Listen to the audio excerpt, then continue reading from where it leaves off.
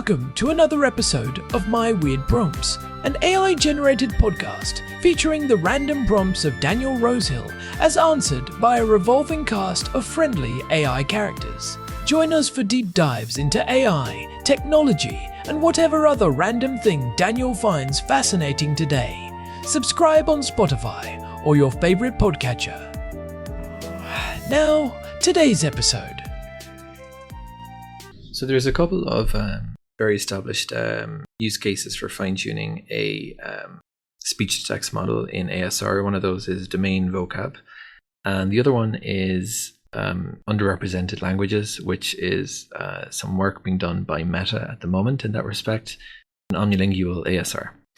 The use that is most interesting to me is actually just fine-tuning the model to give it some exposure to your voice. Big ASR models are trained on very wide-ranging corpus of audio information, and I would have assumed that there is significant value in fine-tuning a model on a few hours of your voice if you're really committed to getting the lowest word error rate and maximizing the accuracy of your ASR model. This is something I've been trying to do on Whisper. Is this a popular reason for fine-tuning, and is there anything specific that one should know about the process of collecting and generating a data set for this specific objective in fine-tuning? Welcome back to AI Conversations, everyone. Today, we're diving into something that really struck a chord with me: how AI can get incredibly personal, specifically when it comes to understanding our voices. I mean, we all use speech to text, right? But what if it could understand your voice with all its quirks and nuances almost perfectly? You know, Corn, it's funny you bring that up, because while general speech-to-text models have become incredibly good, what most people don't realize is the immense leap in accuracy you can achieve when you move beyond a generic understanding. We're talking about taking an AI that can hear everyone and teaching it to hear you, or a very specific group, with almost surgical precision. That's the power of fine-tuning. Okay, so that's exactly what we're exploring today: fine-tuning automatic speech recognition, or ASR, models. We're talking about a process that takes these already impressive AI systems and owns them for very specific tasks, making them dramatically better in niche scenarios. Herman, for anyone new to this, can you briefly explain what ASR is and then what fine-tuning means in this context? Absolutely. At its core, ASR is the technology that converts spoken language into text. Think Siri, Alexa, or the transcription service on your phone. It's built on complex neural networks trained on massive datasets of audio and corresponding transcripts.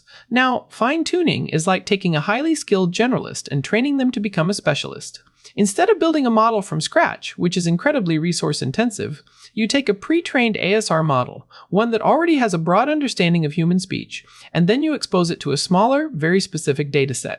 This allows it to adapt and optimize its performance for that particular domain, language, or even, as you hinted, a single individual's voice. So, it's like teaching a seasoned musician to master a new instrument, rather than starting a novice from scratch. They already know music theory, rhythm, scales, they just need to adapt that knowledge. That's a great analogy, Corn.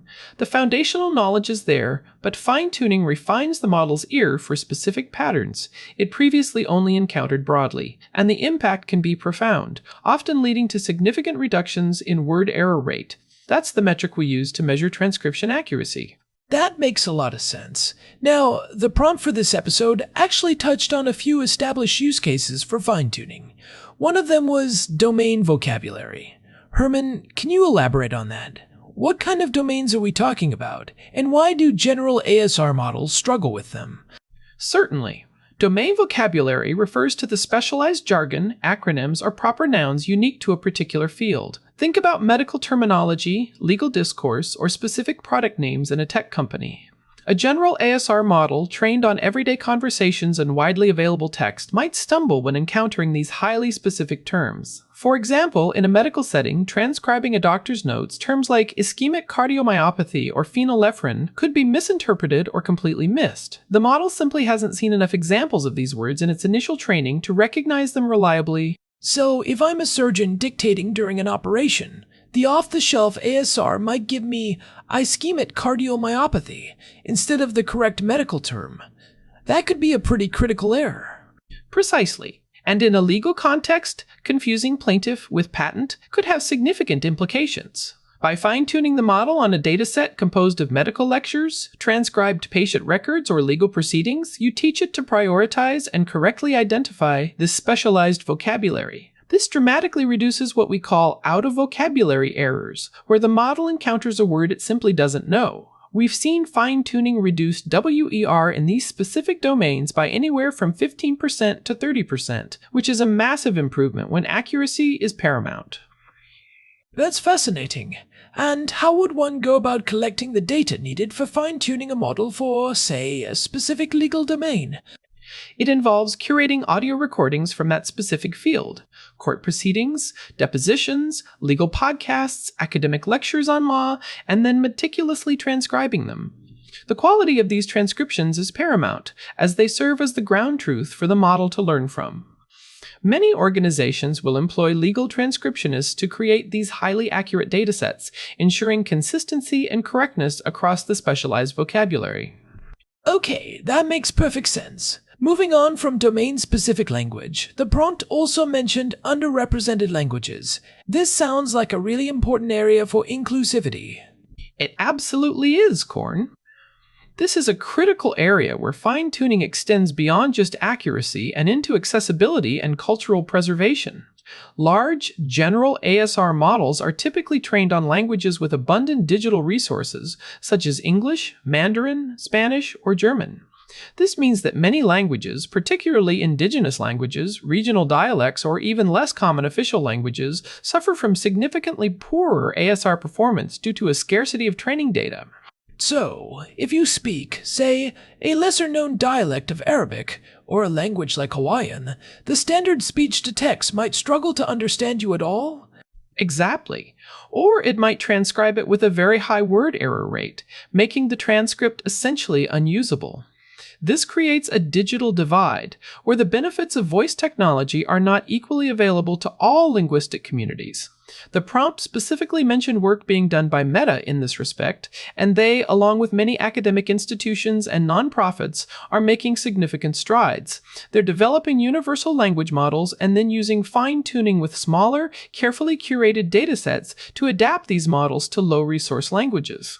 The aim is to bridge this gap, ensuring that these languages aren't left behind in the digital age. What's the real-world impact of that, beyond just getting a correct transcript? The impact is huge.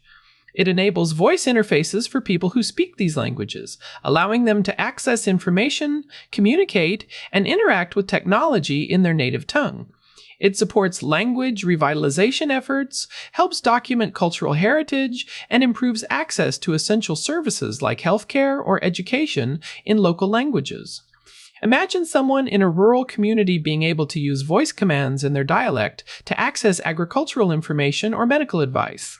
It's about empowering communities and preserving linguistic diversity in a rapidly digitizing world.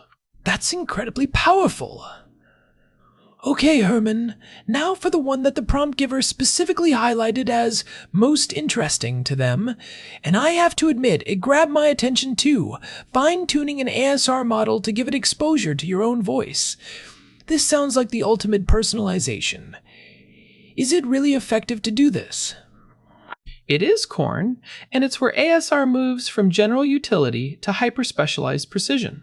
For individuals or small teams who need exceptionally accurate transcriptions of a specific voice, think podcasters, voice actors, content creators, legal professionals who dictate regularly, or even individuals with unique speech patterns, fine-tuning a model to your voice can yield astonishing results.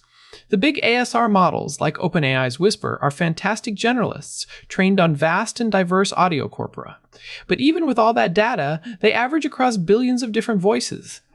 So, you're saying that while a model like Whisper is great at transcribing everyone's voice reasonably well, it might not be perfect for my specific voice, with my unique accent, cadence, and typical vocabulary? Precisely. Your unique vocal fingerprint, your pitch, speaking rate, intonation patterns, even the way you pronounce certain phonemes, is something a general model can only approximate.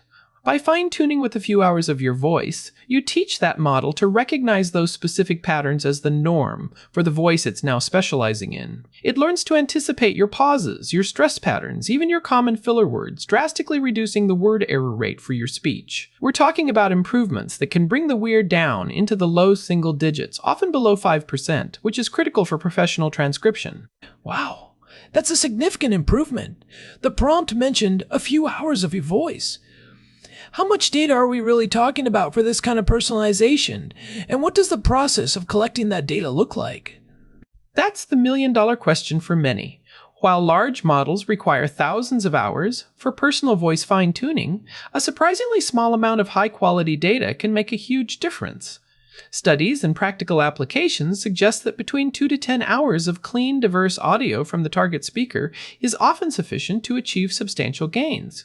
Some have even reported noticeable improvements with as little as 30 minutes, though more is generally better for robustness. Okay, so a few hours.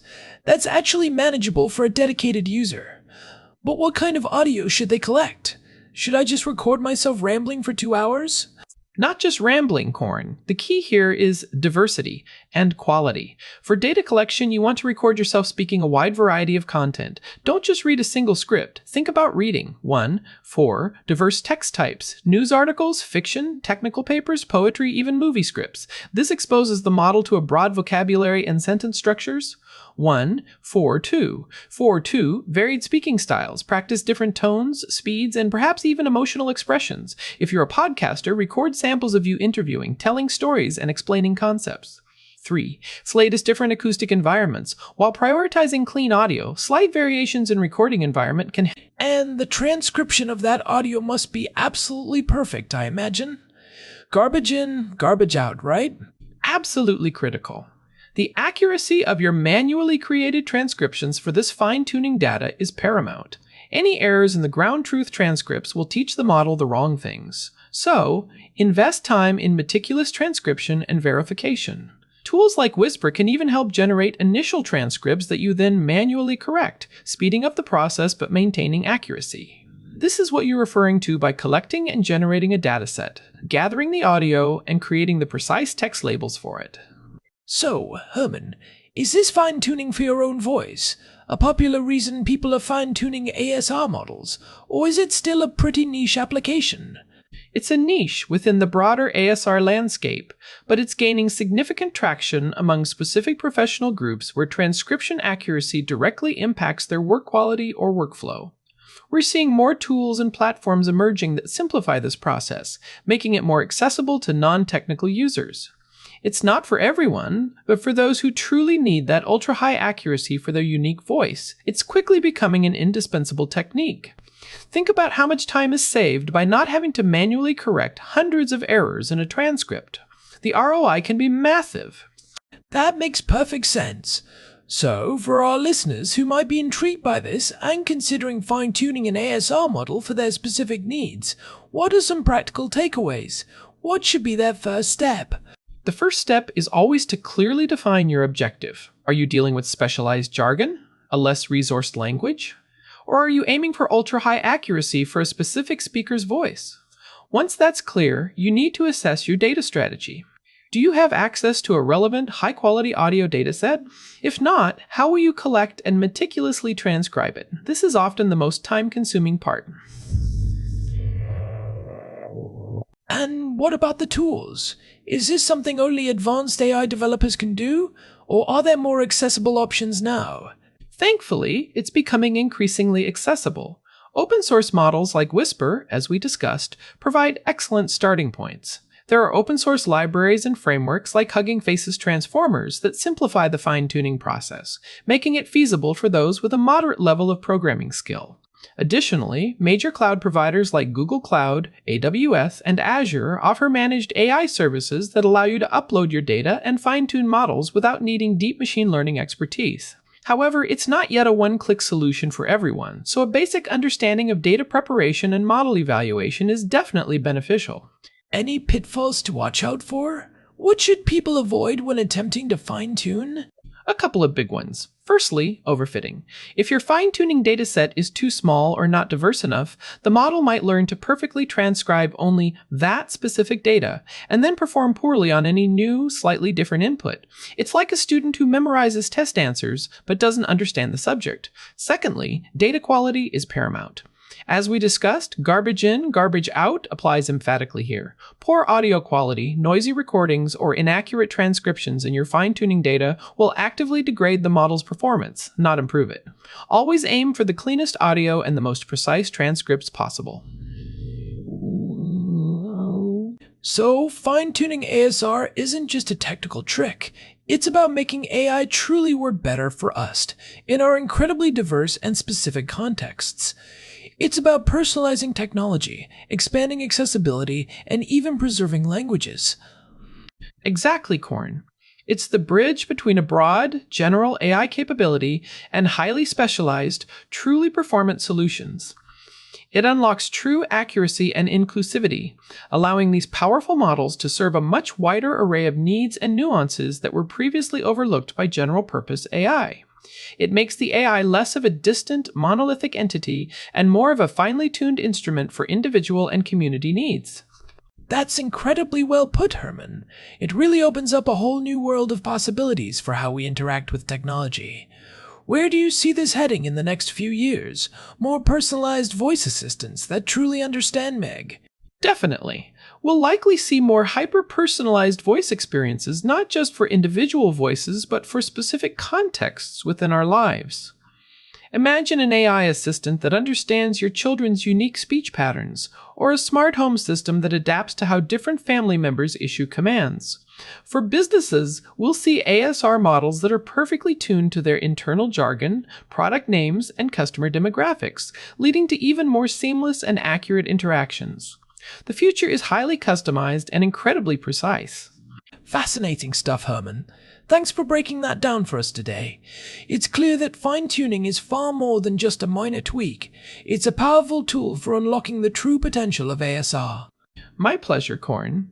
It's a field with so much potential, and it's exciting to see it evolve. And that's all the time we have for AI Conversations today. Join us next time as we delve into the ethical implications of hyper-personalized AI models. Until then, keep questioning, keep learning, and keep those conversations going. Thanks for listening to another episode of My Weird Prompts, an AI-generated podcast featuring Daniel Rosehill's AI prompts, as answered by a revolving cast of friendly AI characters including me, Cornelius the Sloth. Subscribe on Spotify or visit myweirdprompts.com.